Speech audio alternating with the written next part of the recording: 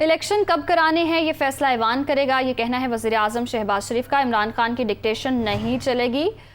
Dictation دینی ہے تو اپنے گھر دو، اس ایوان کو نہیں، یہ بھی کہا گیا وزیر اعظم شہباز شریف کی جانب سے۔ عمران خان نیازی کسی بھول میں نہ رہنا، بات چیت کے دروازے اب بھی کھلے ہیں، یہ کہنا ہے وزیر اعظم شہباز شریف کا۔ وہ قومی اسمبلی میں اظہار خیال کرے تھے، انہوں نے کہا کہ سیاست میں یہ ٹول ہوتا ہے کہ آپ بات چیت کر سکتے ہیں اور یہ ٹول آپ کو استعمال کرنا چاہیے۔ آپ سے بات چیت کے دروازے کھلے ہیں لیکن آپ کی ڈکٹیشن نہیں لیں گے، آپ ڈکٹیشن گھر میں دیں، ایوان میں نہیں، یہ کہا گیا وزیر اعظم شہباز شریف کی جانب سے۔ تو الیکشن کب کرانے ہیں یہ فیصلہ ایوان کرے گا، عمران خان کی ڈکٹیشن نہیں چلے گی، یہ کہنا ہے وزیر اعظم شہباز شریف کا۔ ڈکٹیشن دینی ہے تو اپنے گھر میں دو، اس ایوان کو نہیں۔ مزید کہا عمران خان نیازی کسی بھول میں نہ رہنا، بات چیت کے دروازے اب بھی کھلے ہیں۔ وزیر اعظم شہباز شریف اب سے کچھ دیر پہلے قومی اسمبلی میں اظہار خیال کر رہے تھے اور انہوں نے کہا کہ بات چیت ٹول ہوتا ہے سیاست کا، اگر عمران خان چاہیں تو بات چیت کر سکتے ہیں، بات چیت کے دروازے ابھی بھی کھلے ہیں،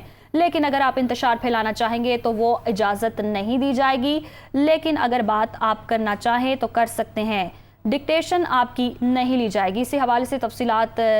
جانیں گے خاور گھمن سے۔ جی خاور گھمن، کہیے گا وزیر اعظم شہباز شریف نے ایک بار پھر سے کہہ دیا ہے کہ فیصلہ ایوان ہی کرے گا کہ الیکشن کب کرانے ہیں۔ دیکھیں جی،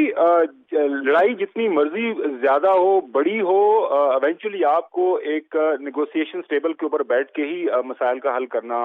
ہوتا ہے، اور میرے خیال میں یہ ایک اچھی سجیشن ہے۔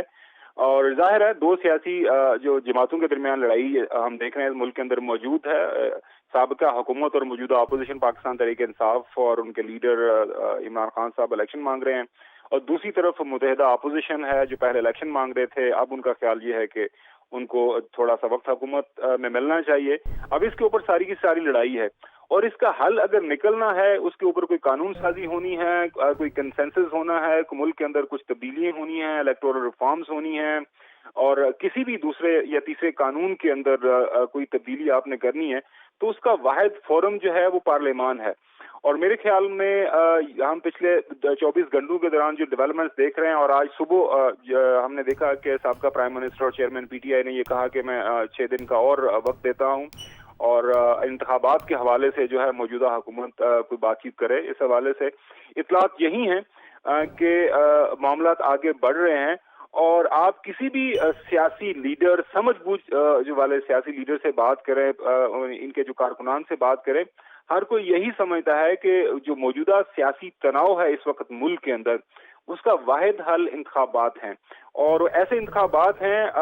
جس کے اوپر تمام سیاسی جماعتیں متفق ہوں، ایسا الیکشن کمیشن ہے جس کے اوپر تمام سیاسی متفق ہوں، تاکہ کل کو جب بھی الیکشن ہوں، جلدی یا دیر سے، مقررہ وقت پہ یا مقررہ وقت سے پہلے، تو اس کے جو نتائج ہیں وہ غیر متنازع طریقے سے تمام سیاسی جماعتیں مان لیں۔ میرے خیال میں سیاسی جماعتوں کو اب اس چیز کا جو احساس بڑی شدت سے ہو رہا ہے کہ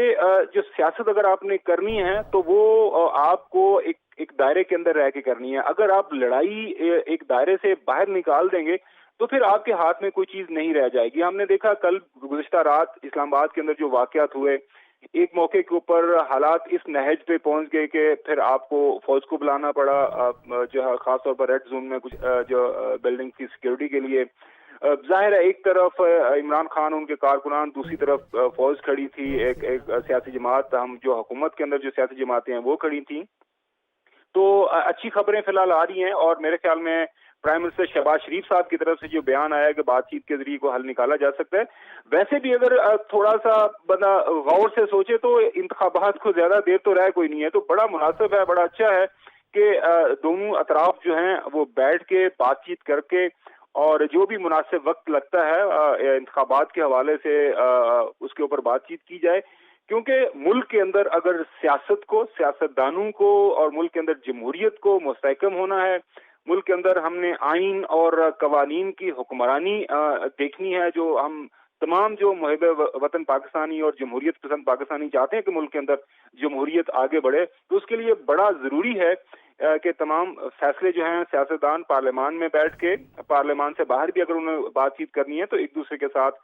ایک نیگوسیشن ٹیبل کے اوپر بیٹھ کے بات چیت کریں، کیونکہ اگر یہ لڑائی اسی طرح لڑتے رہیں گے ایک دوسرے کے ساتھ انگیج کیے بغیر، اور ماضی بھی ہم نے دیکھا ہے کہ جب لڑائی بڑھ جاتی ہے تو پھر ظاہر ہے 22 کروڑ کا ملک ہے، ہم ایک نیوکلیر کنٹری ہیں، ہمارے سیکیورٹی کے بھی مسائل ہیں، تو پھر جو لڑائی کو اتنی جو آپ زیادہ